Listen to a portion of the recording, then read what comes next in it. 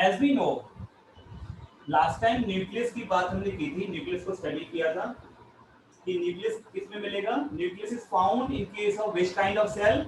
Answer आपने बताया था यूकैरियोटिक सेल। इसमें यूकैरियोटिक सेल में न्यूक्लियस प्रेजेंट है, प्रोकैरियोटिक सेल में न्यूक्लियस एब्सेंट है। प्रोकैरियोटिक सेल में न्यूक्लियस बच्चे एब्सेंट है, right. So as well as other membrane bound cell organelles also present there। membrane bound cell organelles कौन से हैं? माइटोकॉन्ड्रिया है, एंडोप्लाज्मिक रेटिकुलम है, गोल्गी बॉडी है, लाइसोसोम है, राइट है, ग्लाइकोसिसोम है, स्पैरोसोम है, पेरोक्सिसोम है और सेंट्रल वैक्यूल है प्लांट सेल्स में। ये सभी मेम्ब्रेन बाउंड सेल ऑर्गेनल्स हैं। एक ऐसा ऑर्गेनल है जिसका मेम्ब्रेन नहीं है, तो वो क्या था? मेम्ब्रेन लेस सेल ऑर्गेनल कौन सा था बताओ, याद आया? राइबोसोम। राइबोसोम। राधिका सही है, देविका सही है, डन। तो ये पॉइंट सब मेंशन किया, यहाँ पर वही बात है, कुछ नहीं कहा। Ribosome are non membrane bound organelle found in all cell, both eukaryotic cell as well as prokaryotic cell. यानी कि बैक्टीरिया एग्जांपल है प्रोकैरियोटिक सेल का, उसमें मिलेगा ये, वेट शॉर्ट हो गया। बैक्टीरिया एग्जांपल है प्रोकैरियोटिक सेल का, उसमें मिलेगा राइबोसोम। इसके अलावा सेल ऑर्गेनल्स भी होते हैं जिनमें प्रेजेंट है ये। कौन सा सेल ऑर्गेनल है जिसमें राइबोसोम प्रेजेंट है? Answer mitochondria, answer chloroplast. Yes sir, बिल्कुल राइट है। सी राइबोसोम, ये पॉइंट यहाँ पर, ये वाला पॉइंट भी यहाँ मेंशन किया हुआ है एग्जैक्टली, तो ये डन। सी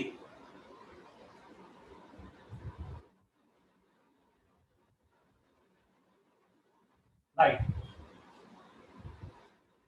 ये वाला पॉइंट हो गया, दोनों ऑर्गेनल की बात कर लिए। Animal cells contain another non membrane bound cell organelle called centrosome. इसको भी याद कर लेना, सेंट्रोसोम भी मेम्ब्रेन लेस सेल ऑर्गेनले है, सेंट्रोसोम। आपको मैंने कल डायग्राम बनाया था और इस तरह से दिखाया था कि ये मेरे पास अगर सेल है, सेल में जनरली अगर मैं कहूं एक सेंट्रोसोम होता है, लेकिन जब सेल डिवाइड कर रही होती है, डिवाइडिंग फेज में होती है, तो सेंट्रोसोम डुप्लीकेट कर चुका होता है। दो सेंट्रोसोम होते हैं, या सेंट्रियोल कह सकता हूं। सेंट्रियोल और सेंट्रोसोम में डिफरेंस क्या देखो जरा पहले। अगर मैंने कहा मेरे पास एक स्फेरिकल स्ट्रक्चर है, ये है सेंट्रियोल, इसको कहते हैं सेंट्रियोल, राइट। सेंट्रियोल के चारों तरफ कुछ एमॉर्फस मास होता है। एमॉर्फस मास का मतलब कुछ इस तरह का डॉटेड स्ट्रक्चर में बना लिया मैंने, एमॉर्फस मास ऑफ साइटोप्लाज्म, जिससे ये काफी कॉम्पैक्ट बन जाता है। तो बीच वाला पोर्शन सेंट्रियोल है, और ये जो सराउंडिंग पार्ट में एमॉर्फस मास है, इसको सेंट्रोस्फेयर कहते हैं, सेंट्रोस्फेयर।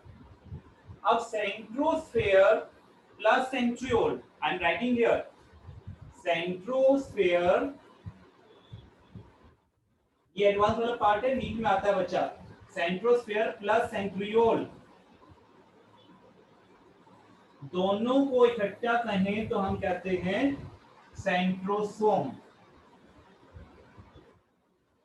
एक नॉन डिवाइडिंग सेल के अंदर, ऐसी सेल जो डिवाइड नहीं कर रही है, उसमें एक ही सेंट्रोसोम होता है, लेकिन जब सेल डिवाइड कर रही होती है उसके पहले ही इसकी दो कॉपीज बन जाती हैं, डुप्लीकेट कर जाता है ये सेल साइकिल के दौरान, जिसे आगे पढ़ाएंगे हम। और सेल साइकिल का कौन सा फेज इसमें डुप्लीकेट करता है, मैं आपको बता सकता हूं, एस फेज।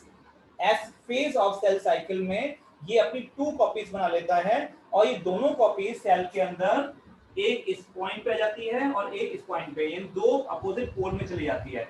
अभी इस पैराग्राफ में आपको ये याद रखना है कि सेंट्रियोल या सेंट्रोसोम एक मेम्ब्रेन लेस सेल ऑर्गेनल है, जस्ट लाइक योर राइबोसोम, है ना। चलो, और ये हेल्प करता है सेल डिवीजन में। यहां तक पॉइंट समझ आ गया। और ये मैंने आपको बताया भी था, शायद आपको याद होगा कि माइकोप्लाज्म का साइज मैंने बताया था 0.3 माइक्रोन मीटर, और बैक्टीरिया इससे बड़ा होता है, और बैक्टीरिया का साइज कितना होता है बच्चों, ये लिखा है हमने 3 से लेके 5 माइक्रोन मीटर। आपको ये भी याद होगा तो 1 micron metre is equal to how much, कितना लिखूं ऊपर बताओ, 10⁻⁻6।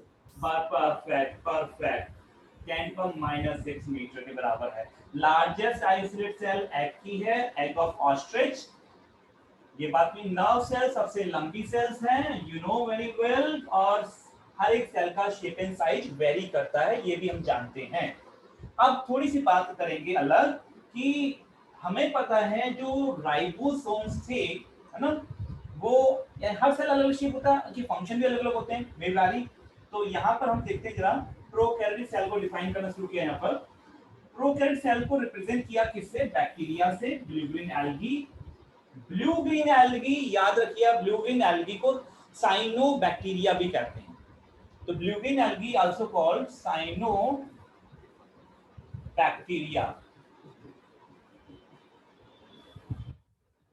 बैक्टीरिया आप जानते हो, लेकिन साइनोबैक्टीरिया ऐसे बैक्टीरिया हैं जिनके पास पिगमेंट होता है। कौन सा पिगमेंट, ब्लू कलर का, ग्रीन कलर का पिगमेंट, तभी तो नाम पड़ा ब्लू ग्रीन एल्गी, जिनका नाम पड़ा साइनोबैक्टीरिया। पहले ये ऑर्गेनिज्म थे जिनकी वजह से आपके एटमॉस्फेयर में ऑक्सीजन आई। इससे पहले, इनसे पहले यानी कि साइनोबैक्टीरिया जब तक नहीं आए थे, ओनली आर्की बैक्टीरिया थे, हेट्रोट्रॉफिक थे, कोई ऑक्सीजन एटमॉस्फेयर में रिलीज नहीं हुई थी। हमें आज की डेट में पता है कि plants are there, algae are there which are producing oxygen into the atmosphere, but before plants and algae these were there blue green algae, इसलिए नाम दिया इनको साइनोबैक्टीरिया कहा गया। algae तो इनसे डेवलप हुई बाद में। ब्लू ग्रीन algae नाम क्यों पड़ा इन साइनोबैक्टीरिया का, क्योंकि ये पिगमेंट कैरिंग थी। जैसे रेड कलर की एल्गी रेडोफाइसी होती है, ग्रीन कलर की एल्गी क्लोरोफाइसी होती है, ब्राउन कलर की एल्गी को फियोफाइसी कहते हैं। ऐसी एक ऐसे बैक्टीरिया थे जिनमें पिगमेंट था, और इसी वजह से उनका नाम पड़ गया ब्लू ग्रीन एल्गी और साइनोबैक्टीरिया। क्या ये पॉइंट क्लियर है, समझ आया? Yes sir. Yes sir. Okay Aditya, Radhika done है। चलो बच्चा, तो ये पीपीआरओ की बात जानते हो, माइक्रोप्लाज्म जानते हो, जो वर्ड आपको ना समझ आए पूछ लेना बीच में ही। छोटे छोटे ऑर्गेनिज्म होते हैं। पीपीआरओ का फुल फॉर्म भी याद करना है बच्चों, हमेशा आया हुआ क्वेश्चन है। Pleuropneumonia like organism, smallest cell mycoplasma है ये। They are generally smaller than and multiply more rapidly than eukaryotic cell. तो यूकैरियोटिक सेल के पास वेल डिफाइंड न्यूक्लियस होता है, उनके कंपैरिजन में ये जो पीपीएलओस हैं छोटे होते हैं और रैपिडली डिवाइड भी करते हैं, बहुत अच्छे से डिवाइड करते हैं। अच्छा, फिर देखो यहाँ पर there are 4 basic shape of bacteria। जैसे पहला दिखाया बैसिलस, बैसिलस का मतलब होता है ब्रॉड शेप बैक्टीरिया, इस तरह से। ये पहला शेप है बैक्टीरिया का, कॉल्ड बैसिलस या रॉड शेप बैक्टीरिया। दूसरा शेप आता है कोकस, सेकंड शेप कोकस। कोकस का मतलब होता है स्फेरिकल, इस तरह से, इस तरह से। अगर दो स्फेरिकल बैक्टीरिया इकट्ठे हो जाएं, डिप्लोकोकस, मोर देन आ जाए तो ग्रुप कहा जाता है। अगर वो चेन में अरेंज हो जाए, स्ट्रेप्टोकोकस। तो कोकस मतलब कैसा बैक्टीरिया, जो बेसिकली स्फेरिकल हो। विब्रियो बैक्टीरिया जो थे, विब्रियो कोमा, आपका नाम याद होगा, vibrio comma is a bacteria. तो उसमें शेप कैसी होती है, थर्ड कैटेगरी है मेरे पास, इस तरह से, comma like this, comma, it's comma like shape, तभी नाम पड़ा विब्रियो कोमा। तो comma shape bacteria. Fourth shape of bacteria is spirillum. तो स्पाइरलम की शेप यहाँ मैं नीचे रहता हूँ, चलो यहाँ पर, ये इस तरह से होता है बैक्टीरिया, स्पाइरल शेप बैक्टीरिया। तो bacteria may be rod shape, they may be spherical, that is coccus, they may be coma shape, vibriocoma, or they may be spiral shape, that is spiral bacteria. Now, organization of the prokaryotic cell is fundamentally similar, even though the prokaryote exhibit wide variety of shape and function. कहने का मतलब simple ये था कि अलग अलग shape होने के बावजूद प्रोकैरियोटिक सेल में फंडामेंटल सिमिलरिटी सेम थी। सभी बैक्टीरिया एक ही तरह से रिप्रोड्यूस करते थे, चाहे उनकी शेप क्यों ना वेरी कर रही हो। दे न्यूट्रिशन का मोड भी सेम ही था। अगर आप इनिशियल पॉइंट पे जाओगे तो न्यूट्रिशन जो बैक्टीरिया का था, दैट वाज लाइक हेट्रोट्रॉफिक, फिर ऑटोट्रॉफिक डेवलप हुए, फिर फोटोसिंथेटिक ऑटोट्रॉफिक डेवलप हुए, धीरे धीरे चेंजेस आया। तो यहाँ पर यही चीज बताई गई है। आगे देखो, शेप, ये आपके सेल्स बताई पहले हमने देख ली थी। देखो ये आपका एक टिपिकल यूकैरियोटिक सेल दिखाया है, ये टिपिकल बैक्टीरियल सेल दिखाया है। साइज देखो, साइज की बात है बेसिकली, यहाँ पर साइज कौन सा है, तो हेयर साइज 1 से 2 और 3 माइक्रोन तक। पीपीएलओ का साइज कितना छोटा है देखो, 0.1 माइक्रोमीटर। वायरस का साइज पीपीएलओ यानी कि इनसे भी छोटा होता है वायरस, 0.02 से 0.2 माइक्रोमीटर, राइट। लेकिन वायरस को लिविंग सेल नहीं मानते, जानते क्यों? Why virus is not considered living cell? सोचो सोचो, वायरस को तो कनेक्ट, सेल नहीं है, यस बच्चा आ दिया, तो सेल नहीं है। सेल, साल्मोनिया, बताओ बताओ, कुछ और बताओ, कुछ भी जो माइंड में आ रहा है बताओ। वायरस को हम लिविंग सेल नहीं मान रहे हैं, why we are not considering it living cell? Sir क्योंकि वो होस्ट में ही आके रिप्रोड्यूस करते हैं। हाँ ये सही है, क्योंकि वो उसको होस्ट चाहिए सर, उसके पास अपना मशीनरी नहीं है जिससे वो रिप्रोड्यूस कर पाए। उसको नीड, जरूरत है एक होस्ट सेल की, चाहे वो होस्ट सेल प्लांट सेल हो, चाहे वो होस्ट सेल एनिमल सेल हो, चाहे वो होस्ट सेल आपका बैक्टीरिया ही क्यों ना हो, तो उसे एक ऐसी सेल चाहिए जिसमें जाकर वो डिवाइड कर पाए, ग्रो कर पाए। अच्छा ये बताओ, आवाज क्लियर है ना, मेरी आवाज प्रॉपर आ रही है? Yes, sir. कम तो नहीं है? ठीक है। और लाइट ठीक है?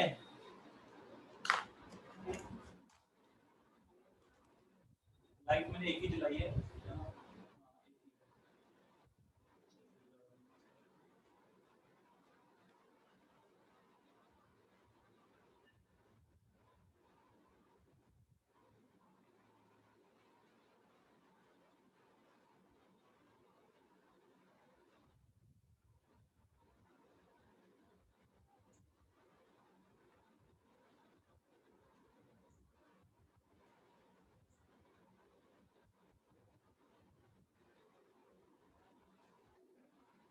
ठीक है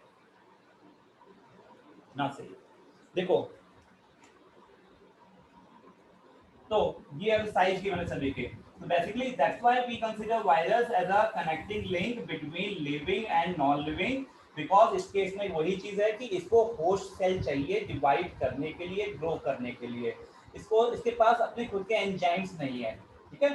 दी आरएनए है, जेनेटिक मटेरियल है, प्रोटीन कोड है, पर खुद की मशीनरी एंजाइम नहीं है जिसकी वजह से ग्रो कर पाए, डिवाइड कर पाए। That's why it need a host cell. अब देखो यहाँ से यहाँ वाले पैराग्राफ में आपकी एनसीईआरटी में यही सब लिखा है, the fluid matrix filling the cell in the cytoplasm, they are no well defined nucleus. किसकी बात? प्रोकैरियोट में। जेनेटिक मटेरियल प्रोकैरियोट में बेसिकली नेकेड है, ये भी पॉइंट याद करना है। नेकेड का मतलब होता है, जैसे पीछे बताया था क्लास में, कि कोई भी इसकी बाउंड्री नहीं है। यहाँ देखो, अगर किसी भी इसका बैक्टीरिया के अंदर जेनेटिक में बनाओ तो इस तरह से बना देंगे, कोई मेम्ब्रेन नहीं होगी इसकी, न्यूक्लियर मेम्ब्रेन नहीं होगी, and not enveloped by a nuclear membrane. In addition genomic DNA is single chromosome, ये भी एक इंपॉर्टेंट पॉइंट है। वायरस, बैक्टीरिया खासकर, नॉट वायरस, बैक्टीरिया में यानी प्रोकैरियोट सेल में आपका जो क्रोमोसोम होता है वो सिंगल क्रोमोसोम माना जाता है, सिंगल क्रोमोसोम। ऐसा सिंगल क्रोमोसोम माना जाता है, एक क्रोमोसोम बैक्टीरिया में कंसीडर करते हैं, प्रोकैरियोट सेल में। लेकिन multicellular organism, eukaryotic cell में मल्टीपल नंबर ऑफ क्रोमोसोम होते हैं। हमारे ह्यूमन बॉडी की बात करो तो कितने क्रोमोसोम है बताओ हमारे पास? कितने क्रोमोसोम है? 23. Sir 23 pairs. पेयर यानी 46 क्रोमोसोम, जिसमें 22 ऑटोसोम है और 1 pair, 22 pair autosome, 1 pair sex chromosome, ठीक है। दूसरा पॉइंट देखो, तो ये बैक्टीरिया क्रोमोसोम कैसा है? सिंगल क्रोमोसोम है, सर्कुलर डीएनए होता है इसका। डीएनए कैसा है बैक्टीरिया का? सर्कुलर। सर्कुलर का डायग्राम बनाए तो ऐसे रहेगा, ले like this, double standard but circular DNA like this. इसको प्लाज्मिड भी कहते हैं। क्या कहते हैं? प्लाज्मिड। बैक्टीरिया मिलता है plasmid, circular DNA, right. Many bacteria have small circular DNA outside genomic DNA that is called plasmid. तो अगर मैं डायग्राम यहाँ पर एक और बना लेता हूँ, जैसे मान लीजिए ये आपका सेल है और इस सेल के अंदर आपने ड्रॉ कर लिया जीनोमिक डीएनए, ये हो गया जीनोमिक डीएनए, इसको सिंगल क्रोमोसोम माना आपने, सिंगल क्रोमोसोम है सर ये। तो इस सिंगल क्रोमोसोम के अलावा भी कुछ और डीएनए भी मिलता है यहाँ पर, वो ये रहा सर्कुलर डीएनए के फॉर्मेट में, इसको प्लाज्मिड कहता हूं, प्लाज्मिड। तो प्लाज्मिड क्या हुआ? प्लाज्मिड एक एक्स्ट्रा क्रोमोसोमल यानी कि एक्स्ट्रा जीनोमिक डीएनए हुआ which is circular in shape, but इसके फंक्शन अलग अलग होते हैं, काफी फंक्शन परफॉर्म करता है। जैसे अगर आप देखो किसी बैक्टीरिया के पास एंटीबायोटिक रेजिस्टेंट जीन होते हैं, वो इसी प्लाज्मिड के पास होते हैं। किसी बैक्टीरिया के पास कलर इंपार्ट कोई कर रहा है, कोई डिफरेंट कलर इंपार्ट कर रहा है, तो बिकॉज ऑफ प्लाज्मिड के पास वो जीन है। तो कोई बैक्टीरिया अगर आपका कोई स्पेसिफिक कैरेक्टर शो कर रहा है, तो वो शो करने का रीजन क्या है? उसके प्लाज्मिड में वो पर्टिकुलर जीन है, इस वजह से शो कर रहा है, इसलिए बहुत इंपॉर्टेंट है ये। चलो दूसरा पॉइंट समझते हैं। तो plasmid DNA convert certain unique phenotypic character to such bacteria. वही फिनोटाइपिक कैरेक्टर मतलब एंटीबायोटिक रेजिस्टेंस कैरेक्टर होना, कलर इंपार्ट करने वाला कैरेक्टर होना, या कोई भी जो आपको यूनिक लगे बैक्टीरिया के बारे में कैरेक्टर, वो उसके प्लाज्मिड की वजह से होता है। Okay, such one such character is resistance to the antibiotic. तो अगर कोई आपसे पूछे एंटीबायोटिक रेजिस्टेंस कैरेक्टर बैक्टीरिया में किसकी वजह से है, तो आप आंसर दोगे सर इसका राइट आंसर होगा प्लाज्मिड। प्लाज्मिड के पास certain genes are there that genes are responsible for that antibiotic resistance character. Okay, DNA is used to monitor bacterial transformation with foreign DNA मतलब ये आप कहते हैं कि यार जनरली क्या होते हैं प्लाज्मिड में एक और कहानी होती है कि ये जीन को कैरी कर सकता है। मान लीजिए अगर मेरी बॉडी में कोई जीन आप डालना चाहते हैं कि सर आपकी बॉडी में ना ये जीन डाल देते हैं तो आप चमकने लगोगे, बायोल्यूमिनेसेंस प्रॉपर्टी। जैसे एक प्लांट डेवलप किया गया है, बहुत पहले डेवलप हो गया, आपकी बहुत पहले किया है, जहां पर वो प्लांट कैसे है बायोल्यूमिनेसेंस प्रॉपर्टी शो करता है। जैसे आपका होता है ग्लो वॉर्म क्या करते हैं, रात को चमकते हैं। आपकी जेली फिश होती है, वो भी चमकती है, लाइट प्रोड्यूस करती है। वैसे ही प्लांट भी लैक्टिस आपकी बायोल्यूमिनेसेंस प्रॉपर्टी शो करता है, because some gene which is responsible for bioluminescence property is inserted into the plant cell with the help of this plasmid की हेल्प से पहुंचाते हैं। तो प्लाज्मिड जीन कैरियर या वेक्टर के फॉर्मेट में भी यूज करते हैं हम लोग जेनेटिक इंजीनियरिंग में, जहां पर क्लास 12 में आप पढ़ते हो पूरे प्रोसेस को। Nuclear membrane is found in eukaryote. हम जानते हैं प्रोकैरियोट में नहीं है, यूकैरियोट में होता है nuclear membrane. No organelles like ones in the eukaryote are found in prokaryotic cell except ribosome. Ribosome prokaryote में भी है और यूकैरियोट में भी है, लेकिन बाकी membrane bound organelles prokaryote में नहीं है। Prokaryote has something unique form of inclusion, a specialized membrane cells mesosome। ये बड़ी बात याद रखिए, mesosomes। प्रोकैरियोट में एक स्पेशल स्ट्रक्चर होता है, इसको मेसोसोम्स कहते हैं। सोचो मेसोसोम्स क्या है, यहाँ क्लियर कर रहा हूं थोड़ा सा मैं। अगर आपने ये बैक्टीरिया बनाया इस तरह से, ये बैक्टीरिया का आउटर वॉल बना लिया, अंदर की तरफ मेम्ब्रेन बनाई है, मेम्ब्रेन आपने ली सर इस तरह से, मेम्ब्रेन अंदर की तरफ इनफोल्डिंग शो कर रही है। देखो बच्चों, मेम्ब्रेन अंदर की तरफ इनफोल्डिंग शो कर रही है, इनफोल्डिंग बना रहा हूं मैं इस तरह से। ये आपकी बैक्टीरिया की मेम्ब्रेन है, और membrane inwardly some foldings are showing. These enfoldings are called mesosomes.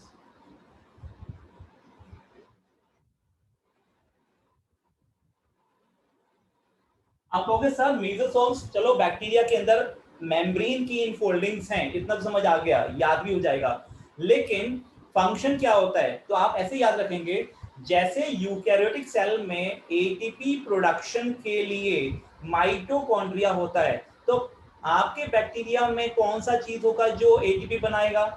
आप कहोगे सर एटीपी या एनर्जी बनाने के लिए रेस्पिरेटरी एंजाइम चाहिए, और रेस्पिरेटरी एंजाइम माइटोकॉन्ड्रिया के पास होते हैं, लेकिन हमारे बैक्टीरिया में तो माइटोकॉन्ड्रिया है ही नहीं, तो एनर्जी कौन बनाएगा?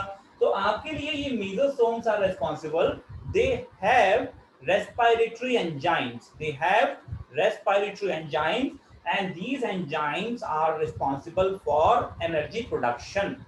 ठीक है जी, तो ये मेसोसोम्स की कहानी हमें समझ आती है, एटीपी या एनर्जी प्रोडक्शन में रिस्पांसिबल हो गई है, because they have respiratory enzymes, that is the reason, that is why.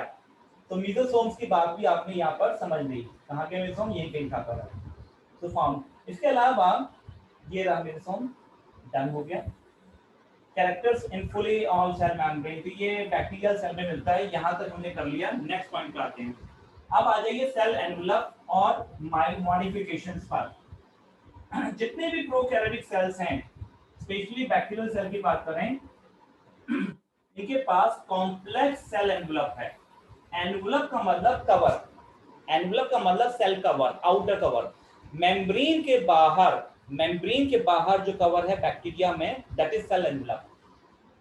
ये टाइटली बाउंड करता है, 3 लेयर स्ट्रक्चर होता है। कौन सा है ये देखो, 3 लेयर स्ट्रक्चर है। पूछा गया एनसीईआरटी में, ये जब लिख दिया ना 3 लेयर स्ट्रक्चर, पूछेगा अब क्वेश्चन नीट में भी और आपके ऑब्जेक्टिव बेस्ड क्वेश्चन में, cell envelope in case of bacteria how many layered, 1 layer, 2 layer, 3 layer. बहुत सिंपल सी बात है, टाइटली बाउंड है और 3 लेयर स्ट्रक्चर है।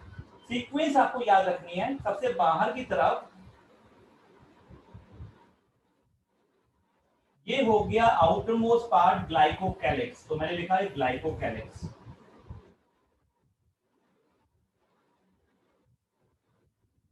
बैक्टीरियल सेल वॉल का पार्ट होता है ग्लाइकोकैलिक्स, राइट है।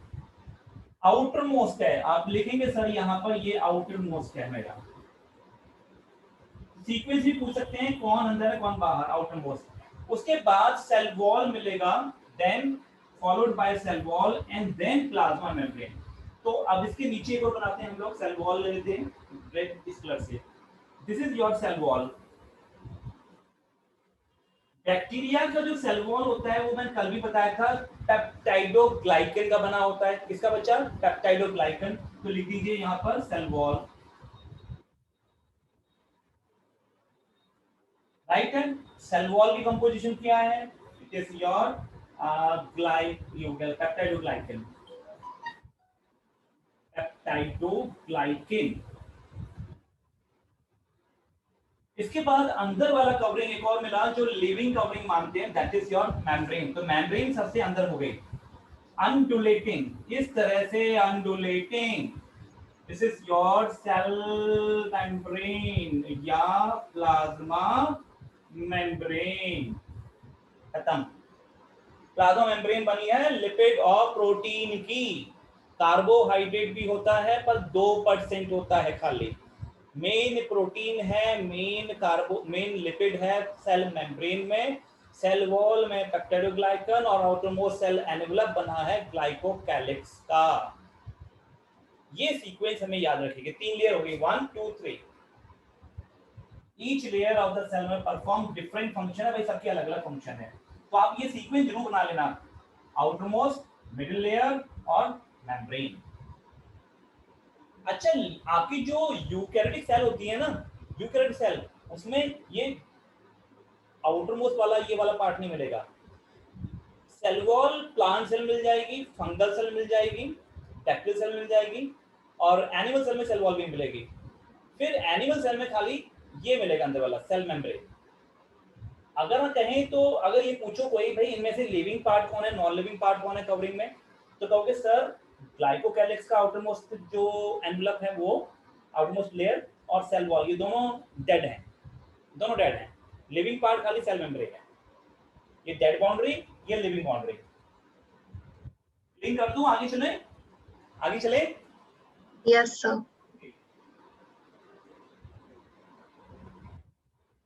अब बच्चों अगला पॉइंट है, हमने कहा हमारे पास जो एनवलप है वो कैसा है, वो भाई प्रोटेक्टिव है।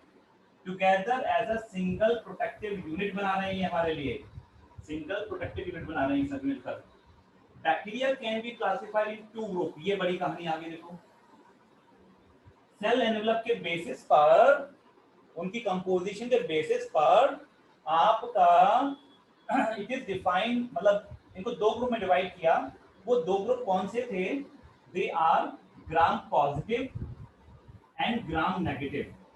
इसको मैं समझाऊंगा आपको, देखो क्या रीजन है, क्या है चीज ये। किसी को पता है तो बताओ मुझे, ग्राम पॉजिटिव ग्राम नेगेटिव क्या होता है बच्चों? किसी को माइंड में आ रहा है तो बताओ, एनी आइडिया? नो? चलो फिर हम देखते हैं।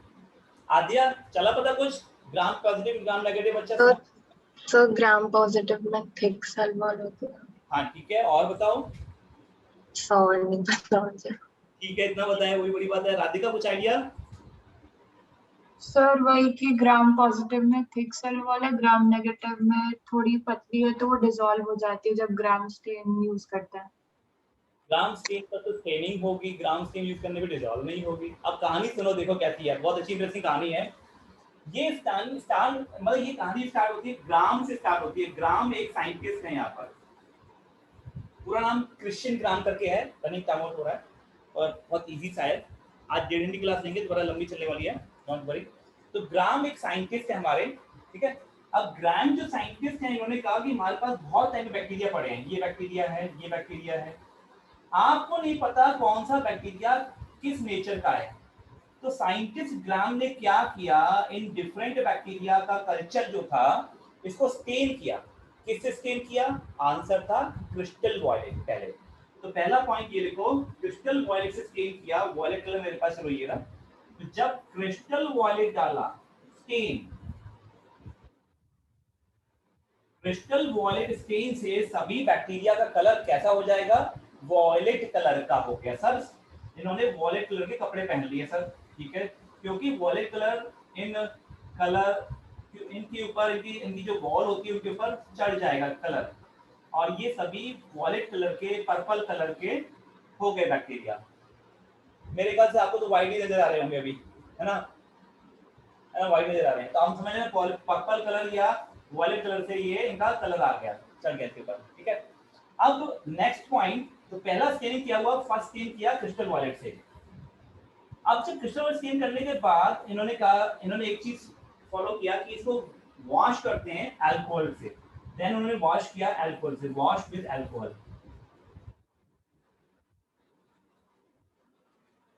अल्कोहल क्या करता है? लिपिड को डिसॉल्व कर देता है। अल्कोहल लिपिड को डिसॉल्व कर लेता है, ठीक है। तो जैसे ही अल्कोहल डाला गया, अल्कोहल की वजह से, अगर मैं ये कहता हूं मेरे पास ये बैक्टीरिया है भाई, और बैक्टीरिया की वॉल है यहाँ पर, ये वॉल है बैक्टीरिया का, ठीक अच्छा खासा, ये आउटर वॉल है बैक्टीरिया का, ठीक ठाक। और ये बैक्टीरिया का जो वॉल है, आउटरमोस्ट वॉल, इसमें दो कंडीशन है कि या तो ये लिपिड ज्यादा होता है या पेप्टाइडोग्लाइकन ज्यादा होता है। लिपिड होगा या पेप्टाइडोग्लाइकन होगा। तो मान लेता हूँ कुछ बैक्टीरिया के पास लिपिड ज्यादा है, लिपिड मॉलिक्यूल ज्यादा है, और कुछ बैक्टीरिया के पास, ये दूसरा बैक्टीरिया है, इसका आउटर वॉल ये रहा, इस पे पेप्टाइडोग्लाइकन ज्यादा है। सबकी अपनी अपनी पॉइंट होते हैं, तो इनके पास है पेप्टाइडोग्लाइकन ज्यादा। अब सोचो, पेप्टाइडोग्लाइकन एक तरह का कॉम्प्लेक्स कार्बोहाइड्रेट है, प्रोटीन और लिपिड कंपोजिशन, लिपिड और प्रोटीन और कार्बोहाइड्रेट का, लेकिन लिपिड नेचुरल लिपिड है। जैसे ही अल्कोहल डाला हमने, ये अल्कोहल से ट्रीट किया, ये रहा वॉश विद अल्कोहल, तो लिपिड वाला पार्ट, क्योंकि सभी पे अभी तो वॉलेट कलर हो गया था, ऊपर से क्रिस्टल वॉलेट से स्टेन करने से सभी वॉलेट कलर के हो गए, लेकिन जैसे ही आपने अल्कोहल डाला तो लिपिड वाले पार्ट पर क्या हुआ, जो वॉलेट कलर चढ़ गया था वो उतर जाएगा। क्यों? क्योंकि लिपिड अल्कोहल से डिसॉल्व हो जाता है। तो लिपिड डिसॉल्व हुआ, साथ साथ इसके ऊपर जो वॉलेट कलर था वो भी डिसॉल्व हो गया। तो ये तो हो गया भाई कलरलेस। ये बैक्टीरिया हमें कलरलेस दिखने लगे। कलरलेस होके दिखेंगे नहीं, कलरलेस हो गए तो कुछ बैक्टीरिया अभी भी पर्पल दिख रहे थे, ठीक है। तो जो पर्पल दिख रहे थे उनका मतलब है उनका जो वॉयलेट कलर है वो रिटेन रहा, कुछ बैक्टीरिया जो कलरलेस हो गए उनका वॉलेट कलर चला गया क्योंकि लिपिड वाला कंटेंट डिसॉल्व हो गया। लेकिन उन बैक्टीरिया जो कलरलेस हो गए उनको कैसे देखेंगे, तो अब एक और स्कैन किया गया उसको काउंटर स्कैन। तो सभी को उठा के काउंटर स्कैन किया गया। काउंटर स्कैन का मतलब होता है दोबारा से स्कैन करना किसी और से। इस टाइम स्कैनिंग की गई थी सेफ्रानिन से। सेफ्रानिन का जो कलर होता है वो पिंक होता है। कैसा होता है? पिंक। हाँ, अब पिंक कलर का जो है यहाँ पर वही वाले बैक्टीरिया पिंक कलर के हो जाएंगे जो कलरलेस हो गए थे, ठीक है। तो वो बैक्टीरिया जो कलरलेस हो गए थे वो कैसे हो जाएंगे? पिंक हो जाएंगे। और दूसरे कौन से रह गए? वॉलेट रह गए। तो अब कुछ बैक्टीरिया पिंक कलर के नजर आ रहे हैं, कुछ बैक्टीरिया वॉलेट नजर आ रहे हैं। तो ग्राम ने कहा जो वॉलेट नजर आ रहे हैं ना, पर्पल कलर के हैं, उनको कहा ये ग्राम पॉजिटिव है, और जो सैफ्रोनिन की वजह से पिंक नजर आ रहे हैं वो ग्राम नेगेटिव है। बस इतना कह दिया। तो ग्राम पॉजिटिव में पेप्टिडोग्लाइकन का लेयर था, आउटर मोस्ट वॉल कंपोजिशन, और ग्राम नेगेटिव में आउटर मोस्ट वॉल जो थी लिपिड कंटेंट की ज्यादा थी। पेप्टिडोग्लाइकन का लेयर पतला था, कम था, पर कम था। इसलिए हम हमेशा कहते हैं पेप्टिडोग्लाइकन होता है, कहीं ज्यादा होता है, कहीं कम होता है। तो on the basis of their thickness two category divide कर दी, gram positive, gram negative. Aadya, Aradhika, Divanshi, क्या ठीक है? अब यस सर। ग्राम स्टेनिंग समझ जाएंगे हम लोग। ग्राम स्टेनिंग क्या होती है? तो ग्राम स्टेनिंग में पहला स्टेन कौन सा था बताओ? फर्स्ट स्टेन जो यूज किया गया क्रिस्टल वॉलेट। और उसको फिर किसे ट्रीट किया? पूरे कल्चर को हमने अल्कोहल से। अल्कोहल से ट्रीट करने के बाद फिर काउंटर स्टेन किससे किया था? कौन सी स्टेन थी? सैफ्रानिन, राइट। सैफ्रानिन कलर कैसा है? पिंक है। तो अब आपके कल्चर में दो तरह के बैक्टीरिया दिख रहे हैं, पर्पल और पिंक। बस पर्पल वाला ग्राम पॉजिटिव और जो पिंक वाला ग्राम नेगेटिव। सिंपल कहानी, ठीक है। तो ये समझ आ गया। अब आगे चलते आगे। ये हो गया डन। अब देखो यहाँ पर ग्लाइकोकैलिक्स क्या था? सबसे आउटर मोस्ट कवरिंग थी, पहले नंबर 1। तो glycocalyx differ composition and thickness among the different bacteria. अलग-अलग बैक्टीरिया में भी ग्लाइकोकैलिक्स को लेकर भी पतला और थिकनेस, किसी में थिकनेस ज्यादा थी ग्लाइकोकैलिक्स से, किसी में थिकनेस कम थी। It could be loose sheath called slime layer. अब ये ग्लाइकोकैलिक्स कुछ बैक्टीरिया में एक पतली सी स्लाइम लेयर के फॉर्मेट में थी।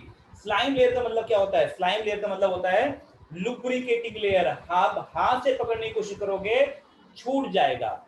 या फिर कहीं पर आपने वॉशरूम में देखा होगा, वॉशरूम में जहां पानी थोड़ा इकट्ठा हो जाए 2, 4, 6 दिन के बाद, आपने क्लीनिंग नहीं कराई है, तो वहां पर आप पैर रखने की कोशिश करते हो, पैर स्लिप हो जाता है, स्लाइमी, क्योंकि वहां पर जो स्लाइम लेयर है वो बन जाती है। बैक्टीरिया ग्रो कर रहे होते हैं, साथ ही स्लाइमी हो जाता है। वही चीज है यहाँ पर, स्लाइम लेयर होती है।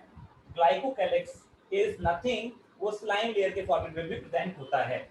लेकिन सम में, कुछ में वो काफी थिक होता है और कैप्सूल बनाता है। तो बच्चों ग्लाइकोकैलिक्स के साथ दो कहानी हो गई। ग्लाइकोकैलिक्स के साथ दो कहानियां हो गई। क्या? या तो वो पतला होगा स्लाइम लेयर के फॉर्मेट में, स्लाइम लेयर का मतलब थिन होगा वहां पर बैक्टीरिया के ऊपर, या फिर काफी थिक होगा, और जब थिक होगा तो वो कैप्सूल बनाएगा। क्या बनाएगा बच्चों? कैप्सूल। तो on the basis of glycocalyx amount, either they may form slime layer or they may form a capsule over the bacteria. मेरे ख्याल से पॉइंट याद रहेगा। इस पे क्वेश्चन कैसे बनेगा बच्चों?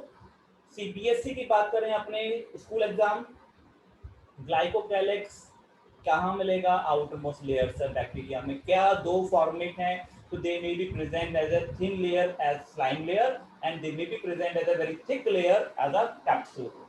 इतना कह देंगे हम और लिख देंगे। अब चलते हैं आगे। Cell wall determine shape of the cell, strong structure support देता है सेल वॉल, प्रिवेंट करता है बैक्टीरिया को फ्रॉम बर्स्टिंग एंड कोलैप्सिंग। ये तो सिंपल सी सीधी बात है। बताओ हमें सेल वॉल के फंक्शन क्या होते हैं बैक्टीरिया में, तो आपको तो सर कुछ नहीं होते, तीन हमने पढ़े हैं। स्ट्रक्चर स्ट्रॉन्ग सपोर्ट प्रोवाइड कर रहा है बॉडी को, सेल को। दूसरा सर वो प्रिवेंट कर रहा है बैक्टीरिया को बर्स्ट होने से भी, कोलैप्स होने से प्रिवेंट कर रहा है, क्योंकि एक अच्छा कोट है ना ऊपर से, थिक कोट है इसका, ये दैट्स व्हाई। चलो ठीक है यहाँ तक। अब बच्चों थर्ड पे चलते हैं, अंदर वाला प्लाज्मा मेम्ब्रेन। प्लाज्मा मेम्ब्रेन को कहा गया था, लोअर क्लासेस से पढ़ते आए हो, सिलेक्टिवली परमेबल। लेकिन मैं सच्चाई की बात करूं, ये सिलेक्टिवली परमेबल अब अच्छा वर्ड है, पहले पढ़ते थे आप सेमी परमेबल, पढ़ा था सबने सेमी परमेबल वर्ड। सेमी का मतलब कुछ चीजें आएंगी कुछ चीजें नहीं आएंगी अंदर। सिलेक्टिव का मतलब होता है कुछ नहीं, सिलेक्शन होगा, ये पर्टिकुलर आएगी, ये पर्टिकुलर अंदर आएगी सेल के, ये पर्टिकुलर बाहर जाएगी। Selection on the basis of size, selection on the basis of charge. कैसा मॉलिक्यूल, चार्ज मॉलिक्यूल है या अनचार्ज है, प्रोटीन नेचर का है लिपिड नेचर का है, किस नेचर का है, उसके बेस पर सिलेक्शन होगा कि मॉलिक्यूल अंदर जाएगा सेल के या नहीं जाएगा। That's why we call cell membrane, plasma membrane as a selectively permeable membrane, not a semi-permeable membrane. Okay, that will be spatial membrane structure, mesosome कहाँ मिला था बताओ, ये mesosome पढ़ा है हमने, कहाँ था राधिका, दिवांशी?